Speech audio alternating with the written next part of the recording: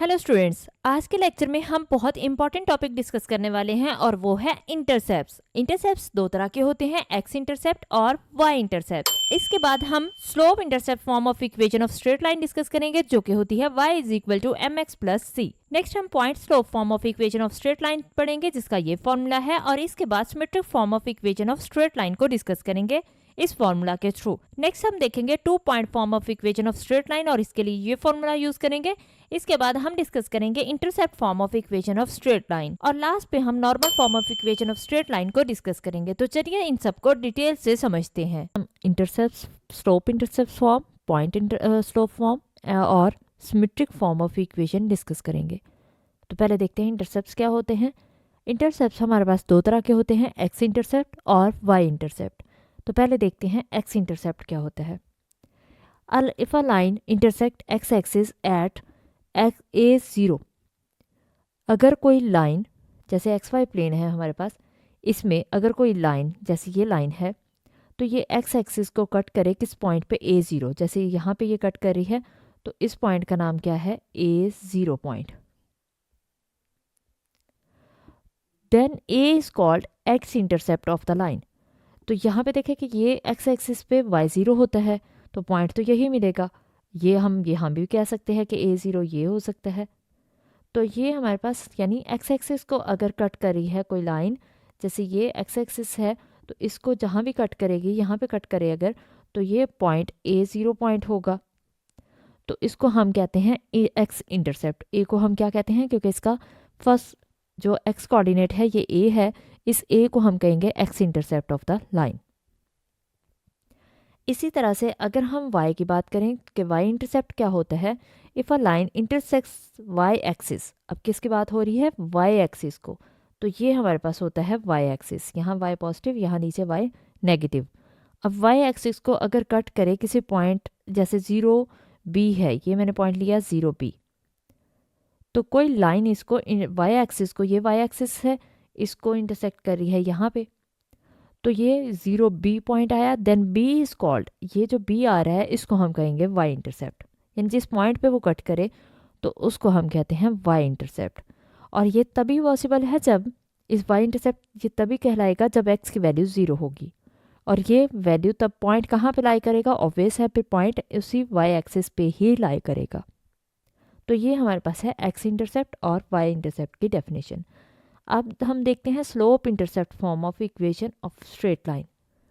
अब इक्वेशन हम कैसे बनाते हैं, जब हमारे पास स्लोप गिवन हो या फिर और साथ कोई इंटरसेप्ट गिवन हो। Equation of non vertical straight line with slope m, slope क्या गिवन है m, and y intercept c is given. हम इक्वेशन कैसे बनाएंगे जब नॉन वर्टिकल स्ट्रेट लाइन की स्लोप गिवन हो और y इंटरसेप्ट जैसे c गिवन है, y इंटरसेप्ट गिवन है।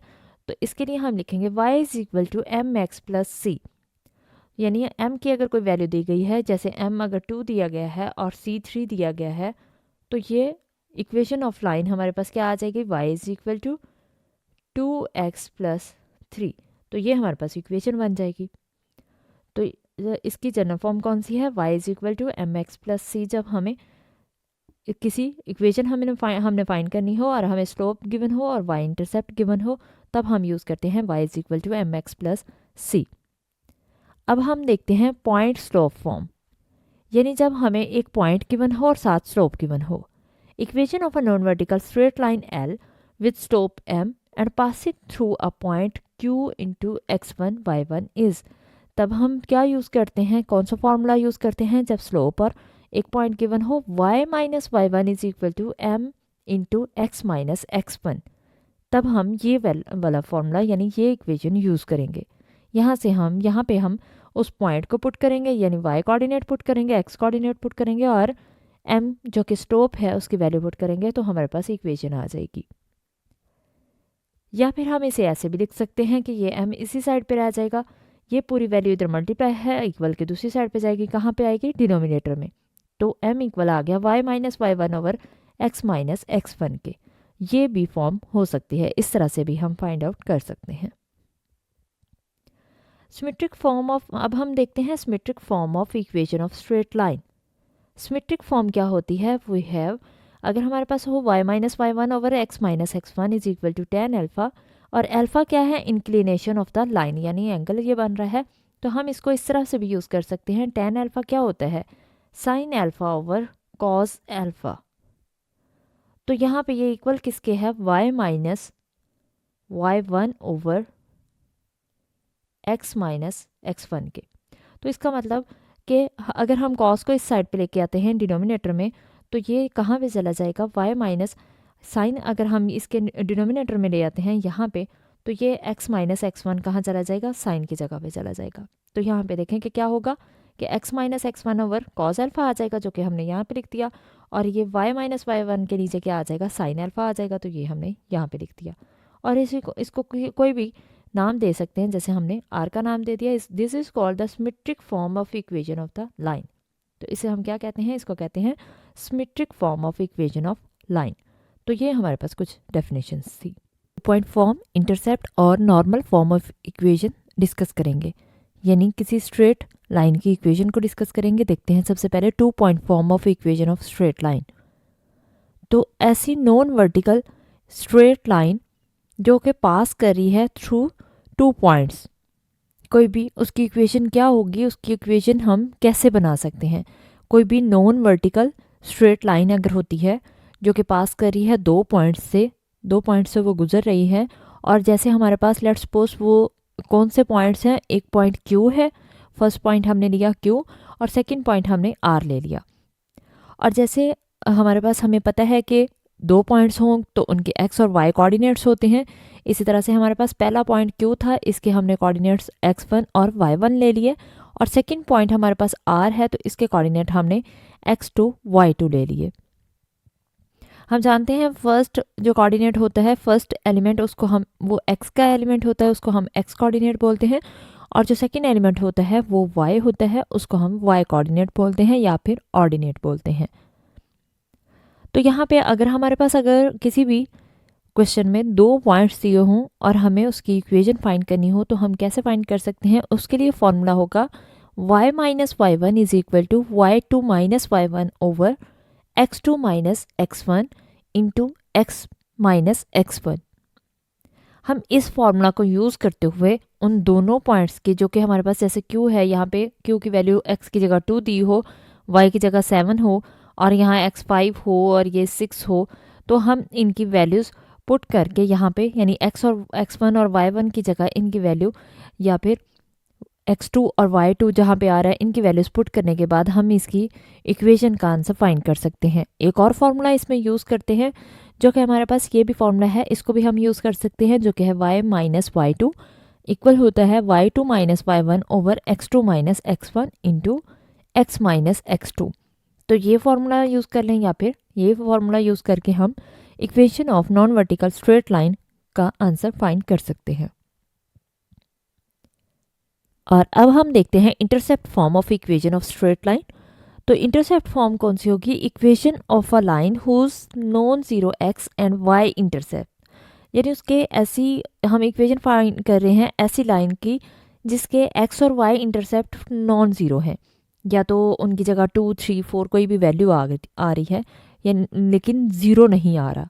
नॉन ज़ीरो का मतलब ये हुआ कि कोई भी कांस्टेंट नंबर आ जाए लेकिन ज़ीरो ना आए।